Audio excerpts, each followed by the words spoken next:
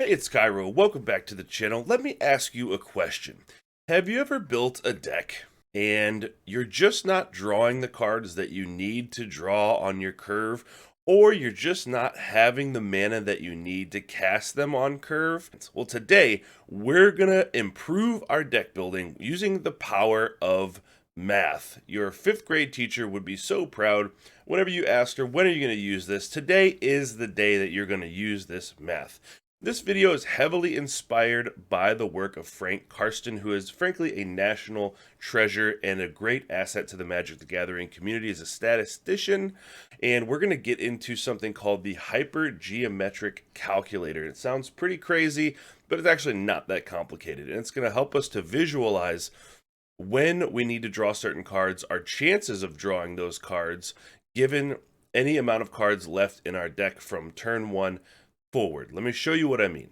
So this is a hypergeometric calculator. I'm using the one from etherhub.com. Shout out to Etherhub for the deck building skills and all their cool resources for Magic players. So we can see we have four categories here. First is population size, and what that means is essentially just the amount of cards that are in your deck. So we have this set to 60 for a regular standard deck, say. Sample size is 7, so those are the number of cards that you're going to be drawing. And the successes in the population mean how many numbers of certain cards are you running. So if you're running the maximum amount, which is 4 of any given card, you set that to 4. And if you have successes in sample right below, this is the number of cards that you want to draw. So we have it set up right now to draw out our opening hand and give us a percentage that we're going to draw at least one of the 4 cards that we are looking for in our opening hand. So this is like a staple card. This is something that you want 4 of in every deck. This is your bread and butter, meat and potatoes creatures that you run 4 of and you want consistency. So you can see after we hit calculate, our chances to draw one or more of the wanted card are 39%, which is the maximum that you're going to be able to get. Now, chance to draw exactly one is 33.6%. Chance to draw one or less is 93.7%, which we don't actually really care about that number because it doesn't mean anything to us. So that's our chance to draw 1 or 0, so whatever. So we can block that out. And your chance to draw 0 of them are 60.1%. So this is a rough guideline that you can use for every single deck right here. If you just remember that you're running a 60-card deck and you run 4 of something in the deck, anything at all, your chance to draw one or more of them is 39.9%. That's probably a little bit higher than you expected if you've never run a hypergeometric calculator, because it doesn't really feel like you draw that often, but actually those are the odds. And your chance to draw none of them are 60% or 60.1. So that's a little tool that you can use to just get an idea of when you're deck building. You don't have to come back to the hypergeometric calculator every single time, but just know that if you're running 4 of something, those are the stats that you're going to draw them in your opening hand. So now that we know the statistics about drawing one of something that we have 4 of in our opening hand, let's look at turn 2. So let's say you're on the play. You draw your 7 cards, you play your land, they go, it comes back to you. You now have 53 cards left in your deck, and your sample size is going to be 1 because you're going to draw 1 card every turn. Let's say you haven't drawn that card that you wanted. You still have 4 of them in the deck, and the success in sample that you want to draw at least 1. So on any given turn 2 that you have 4 of a certain card in your deck that you have not drawn one already, your chance to draw one of those is 7.55%. But your chances to draw 0 are 92.5%. So you can say that you have 4 of a card in in your deck. Every turn that goes by, if you haven't drawn one of them, your chances will go up as the number of cards in your deck goes down, obviously. But this is the turn 2 statistics, so keep that in mind, 7.55% to draw something that you haven't drawn so far that you have 4 of in the deck.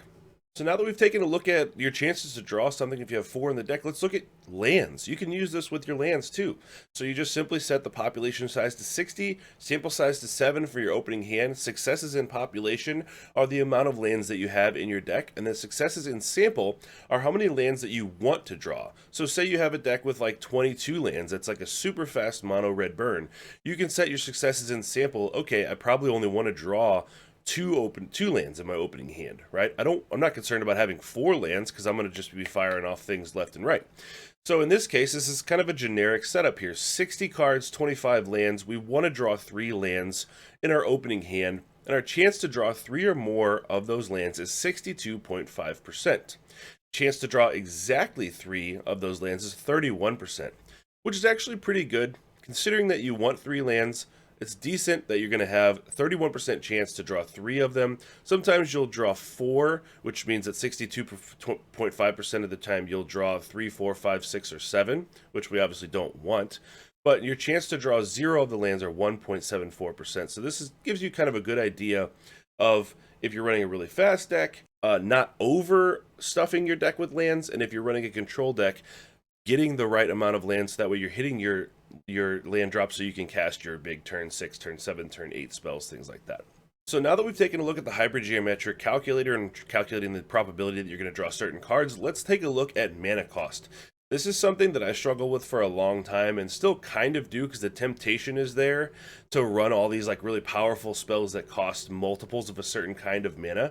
But your mana base is super, super important whenever you're constructing a deck. And if you can't cast the spells that you put in the deck, you're not going to win games. So this is a chart, again, by Frank Karsten. Go check him out. Follow him on social media. Can't sing this guy's praises enough. This guy's amazing.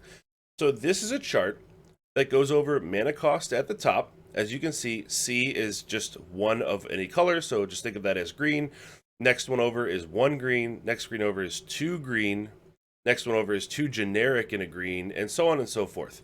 And then your sources down on the left side, so you only have 6 green sources in your deck at the bottom, all the way up to 25 green sources. And these are the statistics here that you're going to be able to play any of these spells on curve. So let's just use the chart and go down to an example. So let's say you see the first row there, C. So think of that as your green 1-drop. To consistently be able to cast your green 1-drop with a 91.3% chance of doing that, you need to have 14 green sources in your deck. Now, if we go further, if you have a spell that costs 1 green and 1 colorless, you need to have 13 green sources in your deck to cast that on curve on turn 2. Where it gets really interesting is the difference between casting something on curve that only takes 1 green mana and 1 generic on turn 2, and casting something that takes double green on turn 2. So if it takes double green, your green sources need to jump all the way up to 21 from 13. And a lot of people don't realize this, and it took me a long time to realize this, is if you're in a multicolor deck and you have a 2-drop, let's say you're playing red-green, and you have a 2-drop that costs 2 green, and you're like, man, this card is sweet, this is going to be great. Your likelihood of casting that card, especially since you're just in a 2-color deck, drops dramatically without fitting all kinds of different green sources in there. And this just goes to show the power of having all of the dual lands, the power of mana fixing, right? So 21 sources versus 13 sources just for that extra green pip and mana is really crazy. And you can see all these green numbers that Frank has highlighted here. This goes up as we go to 2 generic and 1 green, 1 generic, 2 green, 3 green. Those chances skyrocket that you're not going to be able to cast it without all these green sources in your deck. So keep that in mind whenever you're building your decks. Mana base is clutch. It is incredibly important. And the more spells that you have with certain colors of pips, the more likelihood that you're going to have a ton of mana fixing, or you're going to have to very severely limit the colors in your deck. Maximum of 2. So now that we've taken a look at the Hypergeometric Calculator, we've looked at some of Frank Karsten's mana requirements for casting things on curve, let's take a look at this aggro deck with a fresh pair of eyes here. So this is mono white soldiers, and you can see everything from turn 1 to turn 3 we have 4 of, because consistency is the name of the game in an aggro deck. This deck has a mission. This deck's mission is to curve out cast creatures that snowball into killing your opponent and bringing them from 20 life to 0 life as quickly as possible.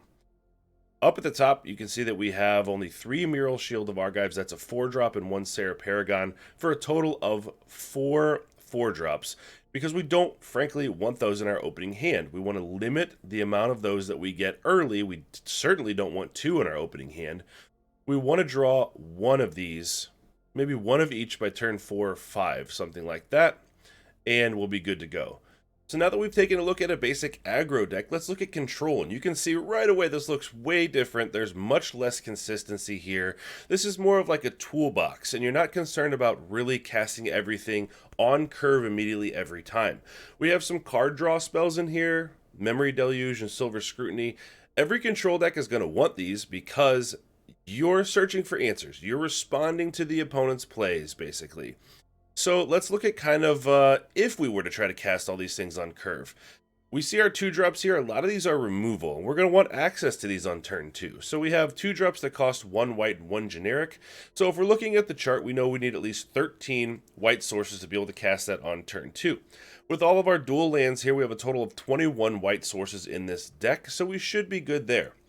We know if we want to cast Memory Deluge on turn 4, get a little bit of extra card selection, we're going to need 16 blue sources because it has 2 blue pips and 2 generic mana. We have 19 blue sources in this deck, so that should not be a problem. But let's say, theoretically, we have a really powerful spell in blue, and we're like, man, we really want to run this spell. It costs 3 blue pips and 1 generic mana. To reliably be able to cast that on turn 4, we're going to need 21 blue sources of mana in this deck. So the requirement jumped up from 16 to 21 sources just because of that extra blue pip in that turn 4 spell. We only have 19.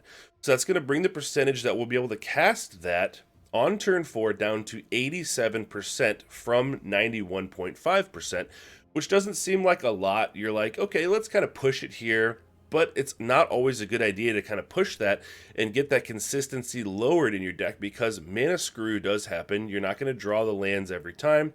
So we're talking about getting a good consistency here. And if we have something with 3 blue pips, we would definitely need to raise the amount of blue sources that we have in this deck.